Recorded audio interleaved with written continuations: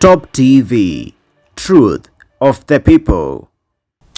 All right, a very good evening to you and welcome to Factcheck Live here on Toptv. We have a lot lined up for you tonight, including the latest happenings that has been taking place here in the country, the Bonchari by-elections and also Juja constituency elections, plus also the Ruri ward by-elections that is in Nyandarua County, plus also the landmark ruling that saw the 5-judge bench in the High Court term the Amendment Bill 2020 as illegal, null and void. My name is Abel Omasete, and once again, good evening. With me in studio is Steve Muremi, who is an active citizen and a youth leader and will help us understand the current happenings here in the country and the future that lies for Kenya. Now, Steve, good evening, and let's start in Bonchari by-elections, where we saw that there was a serious contest between Francis Muraya of UDA and Peter Thinji. No, rather, that is in Ruri ward. I mean Bonchari, where there was Pavel Robert Omiek of ODM and Zebedeo Opore of Jubilee. The two fronted a sharp competition amongst themselves. What do you make of those results as you speak right now? Thank you so much for inviting me this evening. I'm so glad to be here. And I'm to correct you a bit. I'm Merumi, not Muremi, but that's okay. So it's nice to be here. About the by-election that have been happening, the politics of Kenya is changing. And you can see that day by day. For example, in Ruri ward, in Nyandarua, that is perceived as the backyard for the Jubilee. But you see now, there comes the PEP party, but clinches the seat, which is associated with the UDA. UDA is a party that has been registered recently, and it's doing quite well, and we can't rule out the party, even come 2022. And what I can say about the ward specifically for Ruri is that the local politics are changing, and Jubilee should also work so hard so that they can retain their backyard. But we've also seen a lot of things happening in Jubilee. Now, in Ruri ward in Nyandarua County, we saw that Francis Muraya, who is a candidate for UDA party that is allied to the Deputy President William Ruto, garnered a total of 4,303 votes, and he was declared the winner. And also in Juja constituency, we saw George Koimburi, who is the PEP, People Empowerment Party, where Moses Kuria is the alleged party leader. He is yet to be declared the winner, but he is on the lead. Do you think President Uhuru Kenyatta, as the Mount Kenya kingpin, is losing grasp in the Mount Kenya region? What I can say, we cannot know that by the by-election that are happening, but it's true that he is losing a bit because of the back and forth in Jubilee that we've seen. Jubilee, it's like it's going to die, because you've seen for the spirits of handshake with his brother Raila Amolo Odinga, they give each other some sort of support in by-elections. So what we are saying, ODM is keenly to see that Jubilee is also losing some things. But you can see in Kisii, the ODM were also saying that there was some police harassment. So there's some fight between political parties. But what we can say, Moses Kuria seems to be delivering ahead of 2022, and we can see that he is allied to Deputy President. So maybe we can count him for the Deputy President, but for Uhuru Kenyatta, I think he has lost Moses Kuria. Now, Steve, looking at those results in Mount Kenya region, can one now say that the Deputy President has earned a lot of ground that can interpret in 2022 that he can garner a lot of votes from the Mount Kenya region? What I can say from that is that Mount Kenya, as people, we know that when it comes to election, they stand together. And we cannot also rule out that DP Ruto is doing a lot to make sure that the backyard supports him. You see, Deputy President William Ruto supported Uhuru Kenyatta wholeheartedly in 2013 and in 2017.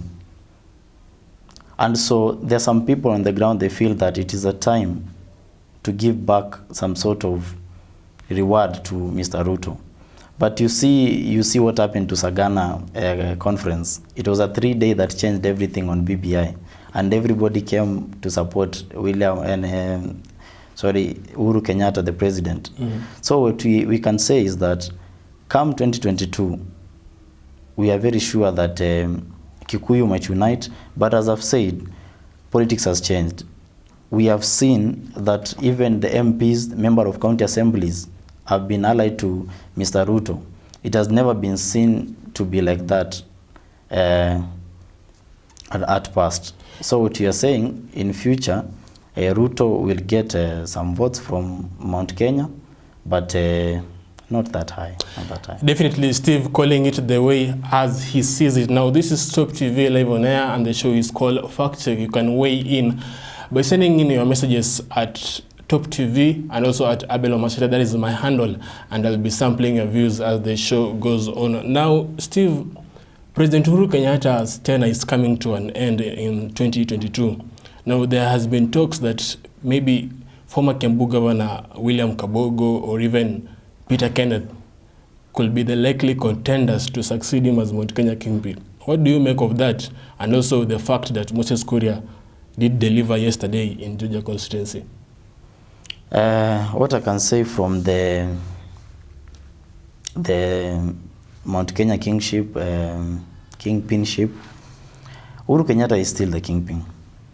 And during his tenure, the two tenure, no one from Mount Kenya that maybe has been brought to be seen to the public. And also at Sagana, you remember, President Kenyatta showed the Mount Kenya, the Mount Kenya region the direction. That tells you that he's still there and he'll still be in the negotiating table. And we've seen some people saying that he's young to go, like people like Mr. Atwoli. And you see, when you hear of something, even if it's a rumor, it's coming. So maybe he's not planning to retire anytime soon. And that's where now the BBI. And according to your perspective, will they vote as a bloc come 2022? Come 2022, I think there's some maybe 80%, but a complete bloc, I doubt that, because DP Ruto has a lot of influence on ground right now. Yeah. And also last week on Thursday, we saw the 5-judge bench in Milimani High Court that annulled or rather termed the Amendment Bill 2020 as invalid or rather illegal and so null and void. Now, Steve, what do you make of that ruling? Was it more of a political ruling, or what do you make of it? Let me say first that the amendment of the Constitution should solemnly be the work and should be initiated by the Wanjiku. And in Article 257 of the Constitutions, that is a duty to be initiated by the Wanjiku. But you see, the president or parliamentary, because they are representative of the people. But you, the president is not an MP. The president is the one who initiated the handshake, and then the BBI was born. But you see, I think the judges were okay with what they said, because for sure it was not a popular initiative from the people. It came from two people, and it was engineered, it was campaigned for, then it became the popular initiative. Now, when you say it was an initiative that was engineered by the president, but in the Constitution, as we take a look at Article 1, or Article 256, 257, 258, it has not been stated clearly that the president, be it as a citizen or a president, he cannot initiate a popular initiative as it is. What do you make of that? What I can say, whatever you are saying, it's true, but you see, it will come from the people. We are the majority.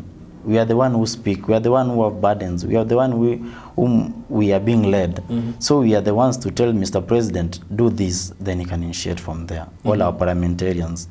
But you see, BBI came, BBI started, they all went around campaigning for it. But you see, the court just said the steering committee was unconstitutional. So what you can say, the independence of the judiciary should be upheld, and people should respect the judiciary. And we've seen previously the judiciary and the executive fighting. So there might be some politics, but I doubt that. Now, the Chebukati-led commission, that is the Independent Electoral and Boundaries Commission, was termed as a commission that was not fully constituted, as in it had not met the quorum it's supposed to meet so as to conduct a referendum or even an election. Now, one may argue the by-elections that were conducted by IEBC, can they also be termed as illegal now that the IEBC is not fully constituted? Now you see, now we love to throw the game to the judiciary and the blame, because in 2017-2013 there was also some rulings that said if we have 3 commissioners, anything can continue as usual. But you see, it has come again. The same judiciary is telling us it is unconstitutional. That is why I'm telling you that there might be some political inside everything. Now, the BBA Secretariat, led by Junet Mohammed and Dennis Waweru, have gone, or rather have filed an appeal in the Court of Appeal. Do you think that that ruling made by the High Court can be overturned by the Court of Appeal? I'm not that versed in the law profession, but what I can say is that I don't think they'll succeed. Now let's dive into the Amendment Bill 2020. We saw that it proposed that 70 constituencies will be added to some counties. What do you make of such proposal? You see, such proposals, I think, in my opinion, they are uncalled for. I don't think that there's a reason to add the constituencies. In fact, Mount Kenya was gaining much from that plan, and people can read it from, for example, if BBI passes and there is prime ministership position, that means that parliamentarians will be the ones who will be voting. So you see, people have started seeing that maybe prime minister should come from the region. That is why they're adding more constituencies. But we are saying that that will bring more burden to the Kenyan people. And as you can see, Kenya now has a lot of loans to pay. Even recently the president applied for another one, and I think it is time that we stop mediocrity and lead the country forward in a good way. And even as we come to 2022, we need a president who will have very good economic policies.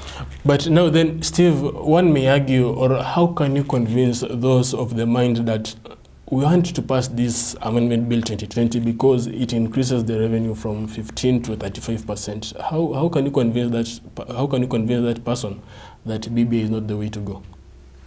Now you see, me as Steve, personally, I want to be the member of county assembly in a constituency, Taveta constituency, in Mahoward. But you see, I'll be so happy if I receive that 5% when I'm a member of county assembly to work some projects to my people. But you see, it's unrealistic right now, because right now they're supposed to receive about 15%. But you can see, for example, some counties, even right now, they have no enough funds. Like my county where I come from, Governor Samboja on news recently, he said that the county is broke, can't even pay, and it's true. On the ground, doctors have not been paid. So what you can say, that is unrealistic and it will not happen. Maybe BBI has another aim, but not to increase money to the mwananchi.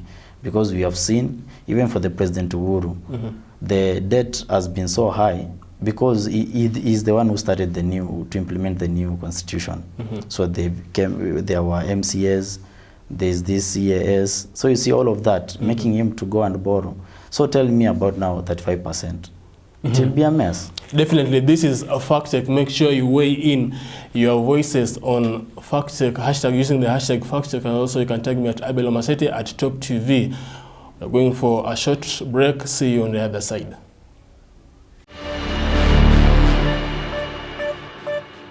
Toptv, truth of the people. All right, welcome back. The show definitely on air is Fact Check live here on Toptv, and with me in studio is Mr. Steve, who is an active citizen and also a youth leader, and we have been discussing matters to do with politics and also the amendment bill that was termed illegal, null and void by the 5-judge bench in the Milimani High Court. Now, Steve, when you talk about the time frame, let's suppose we say the BBI bill has been given a go-ahead by the Court of Appeal. When you look at the time frames, we have an election next year in August. A referendum is supposed to be conducted between this month, that is June, to around August. What do you make of that time frame? Is it possible, or do you see it as very impossible? Actually, the time frame, I remember I once heard Mr. Raila Amolo Odinga said that by June we should be having the new constitution. But you see, the time frame has been delayed, and the recently BBI judgment has also derailed the time frame. That is why some people think it is political to derail. But nobody doesn't want a good constitution for the Kenyans. And if it is a must, why can't it be held together with the general election next year? Yeah, then from there we can implement it going forward. But when you say we conduct the referendum and the election together, some may say if an election, like for example, the Juja by-elections, up to now we don't know who is the winner. So suppose we combine an election and a referendum, what next? No, that needs some capacity building for the IBC, and that is their work, and they should see what they can do about it. Yeah. Now, Steve, there's this initiative called the One Soul Africa that you started it. Now, look at that camera and help us convince that youth, why should he or she join that initiative? Yeah, thank you, Bwana Abel. And I also want to thank the youth who is watching, and I want to tell them that they should join One Soul Africa. One Soul Africa is an initiative, is here to empower you as a youth, is here to help you, is here to guide you. We do a lot of programs, be it career guidance, be it leadership capacity building and training. And also we do mentorship in schools to also keep our young brothers and sisters with enough skills and life skills that will help them in future.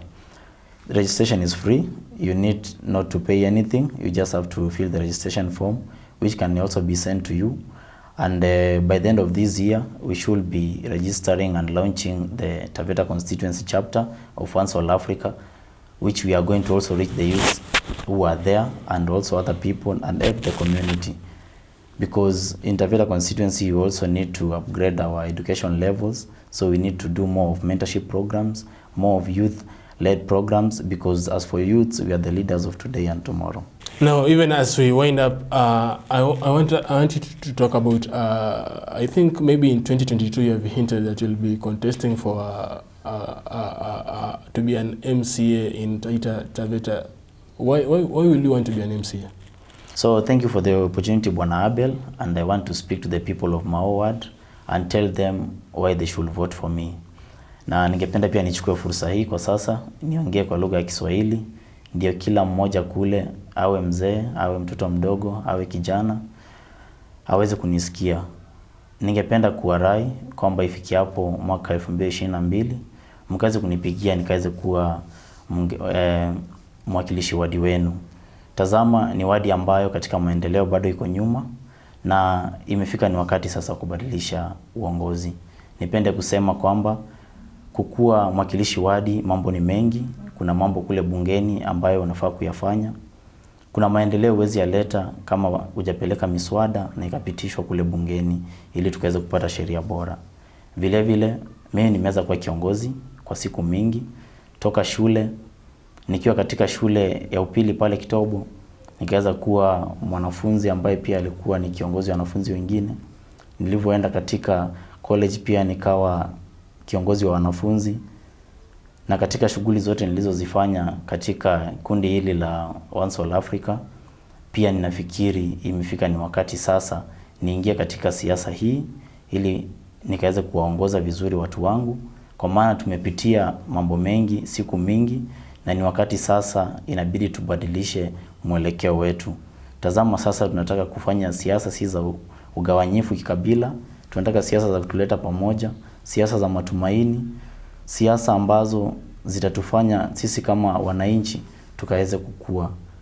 Tumechoka na umaskini, na hilo ndilo lengo kuu. Tunafaa tupigane na umaskini. Asanteni sana, na nitaomba tusimame pamoja.